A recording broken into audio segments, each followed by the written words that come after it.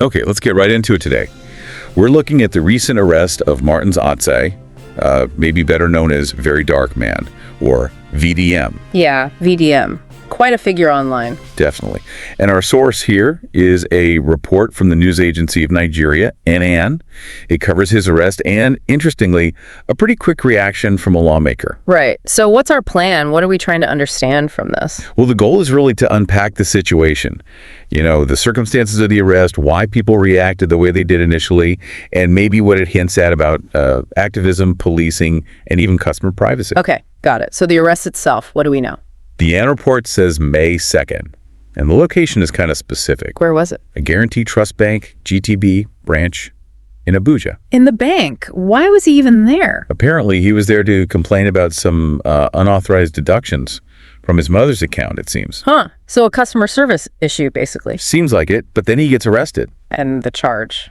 Or the allegation, I guess. Cyberstalking. Specifically, cyberstalking Guaranty Trust Bank Abuja. Cyberstalking the bank itself while he's inside complaining. That's unusual. It does seem quite pointed, doesn't it? Especially the timing and location. Yeah. And you mentioned a lawmaker reacted. Yes, Nnamdi Ezechi. He represents the Okwani federal constituency. Okay, a member of the House of Reps. What did he say? He didn't mince words. Called the arrest unprofessional.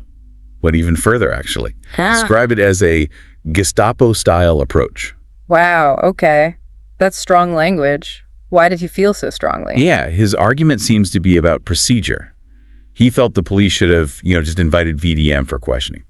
Professionally. Like send a letter, make a phone call, that sort of thing. Exactly. Not arrest him like that, especially given the context of him being at the bank for a complaint.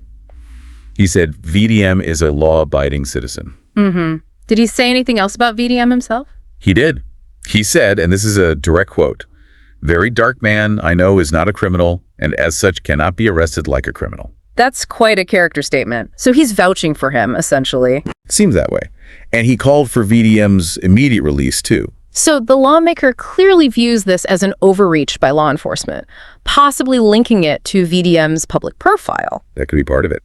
The report also notes Ezechi described VDM as a, let me find the exact phrase, human rights activist who fights for the rights of the oppressed and common people in society. Okay, so that framing is important. It positions VDM as someone who challenges power structures. Right, which might make someone like the lawmaker see this arrest in a particular light, perhaps as pushback against his activism.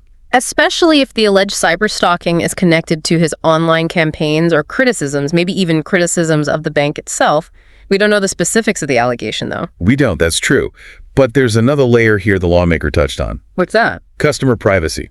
He actually admonished banks, GTB specifically, to always protect customer privacy. Interesting. Why bring that up in this context? He called it unethical for banks to disclose information about the movements or personal details of their customers, particularly mentioning VDM as a law-abiding individual. So is the implication that maybe the bank somehow facilitated the arrest by sharing info about him being there? It raises that question, doesn't it? How did the police know he was there at that exact moment, seemingly ready to arrest him for a cyberstalking charge while he was dealing with a separate banking issue? Yeah, the connection feels, well, it makes you wonder, as you said. The lawmaker is definitely highlighting that potential breach of trust between a bank and its customer. Exactly.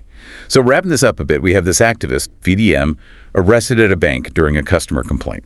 The charge is cyberstalking the bank. A federal lawmaker immediately slams the arrest as unprofessional, Gestapo-style, and demands his release. And raises serious flags about potential violations of customer privacy by the bank itself. It's quite a situation. Activist, bank complaint, cyberstalking allegation, strong political reaction, privacy concerns, all rolled into one event. It really is. Yeah. Which leads us, I suppose, to something for you, the listener, to think about. Yeah. How do we balance things? On one hand, holding people accountable for what they do online, like alleged cyberstalking. But on the other hand, ensuring that the way law enforcement acts is fair, respects rights, and isn't, heavy-handed. Especially when it involves activists who are often critical of powerful institutions, like banks or even the government. Right. What does this specific incident tell us, or maybe suggest, about how we're currently handling that intersection of online speech, activism, and institutional authority? Something to mull over.